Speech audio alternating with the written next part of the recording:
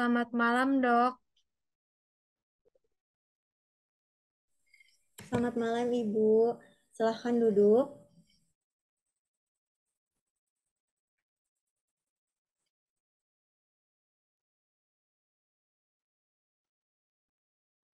Baik, terima kasih, Dok.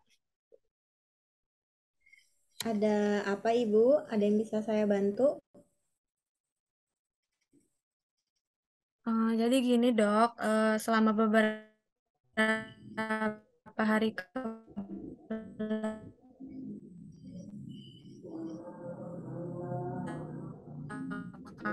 tuh urin sampai ke hitam gitu. Kayaknya, terus kotoran telinga saya juga berwarna coklat atau sampai ke hitam gitu. Itu kenapa ya, Dok? Baik, kita periksa terlebih dahulu ya.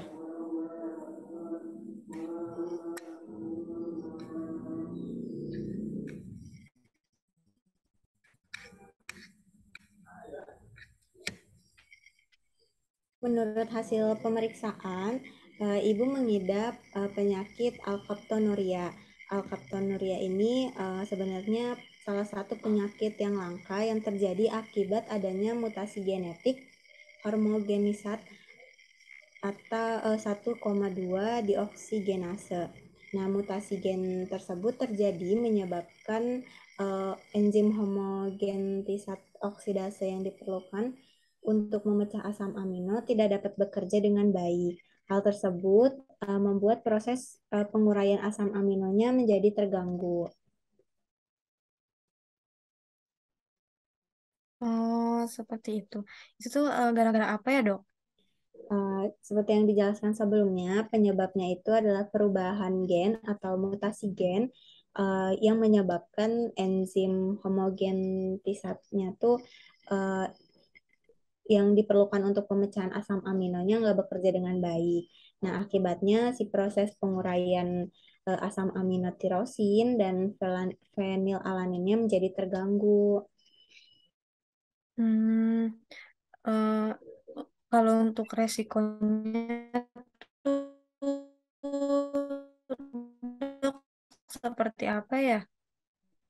Yang diturunkan secara autosomal resesif, yang artinya dapat diturunkan ketika kedua orang tua memiliki gen abnormal yang serupa, tetapi tidak memiliki gejala.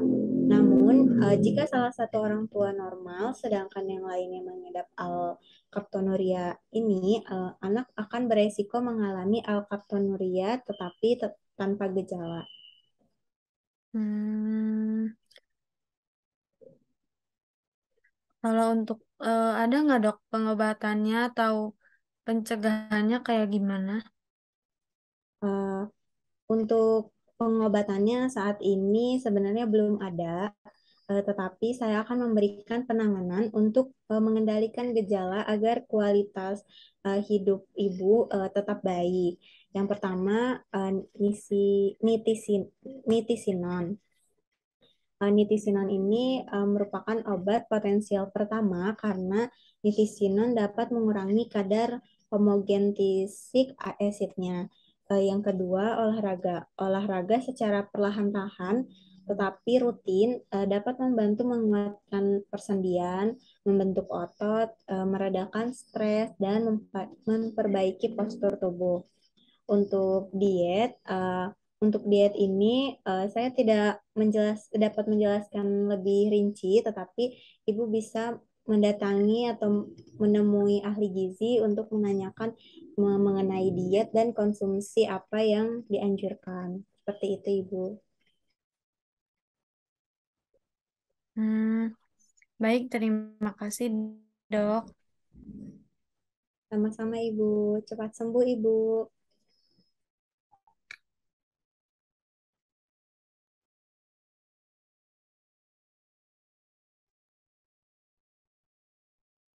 Amin.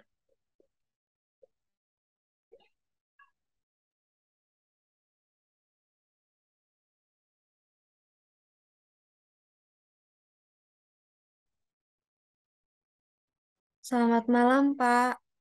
Ya, selamat malam Bu. Ada yang bisa saya bantu? Jadi gini, Pak, saya kan sudah melakukan pemeriksaan ke dokter. Nah, kata dokter tuh saya mengidap penyakit alkaptonuria. Lalu dokter menyarankan saya diet.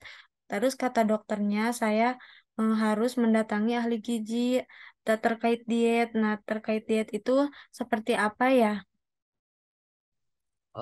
Oh ya, untuk penyakit yang ibu ngidap itu yaitu bisa memakai diet rendah protein. Nah, diet rendah protein adalah diet khusus untuk penderita gangguan metabolisme protein, Bu. Nah, orang yang melakukan diet ini, ibu berarti harus mengurangi 4 sampai 8%.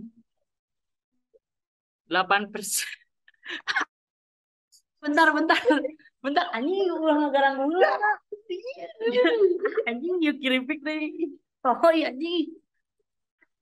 Bahkan Atuh iya, pembaturan UPI cari cinggula ih. iya kalau kamu udah ngudarku kiripik ngacelengkir kemana-mana gerak. Ih, anjing taruh pisan derap. Actually, kagak sorry itu benar. Cicing lah gua. Balikan di. Cicing. Kita ke. What? Wih, repe. Balikan di. Sok. Trade again.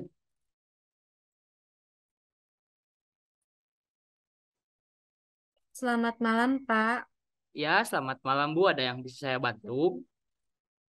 Jadi gini Pak, saya sudah melakukan pemeriksaan ke dokter.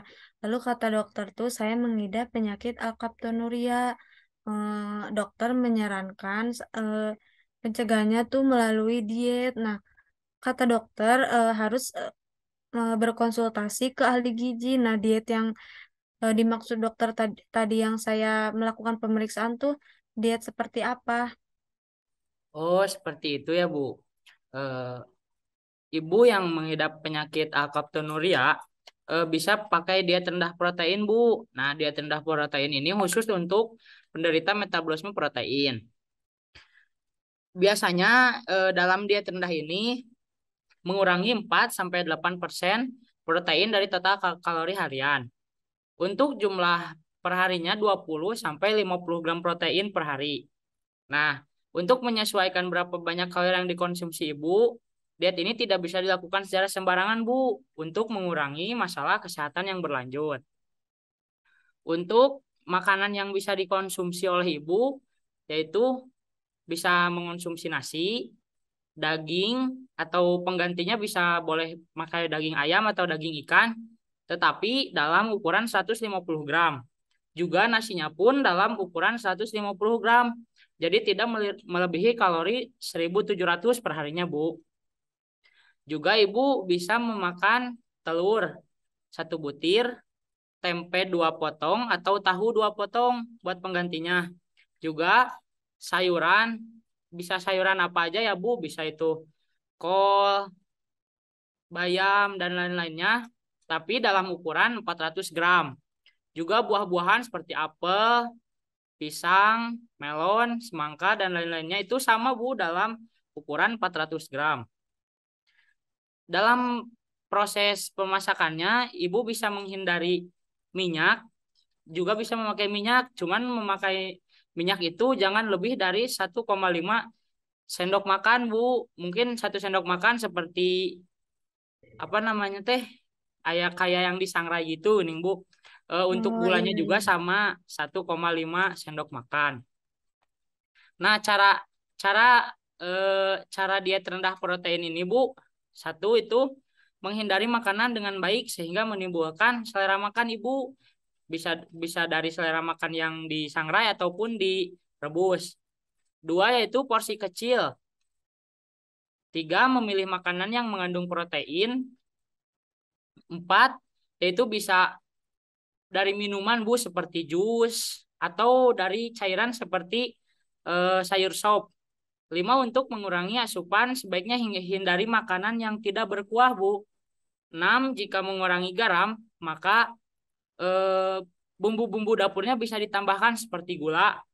Nah, selanjutnya yaitu memilih buah-buahan yang mengandung kalium rendah seperti apel, jeruk, anggur. Konsumsinya diusahakan itu hanya 2 kali sehari. Mungkin itu yang bisa saya berikan penjelasan kepada Ibu, Bu. Ya, ya. Terima kasih ya, Pak. Iya, Bu, sama-sama. Semoga lekas sembuh ya. Amin.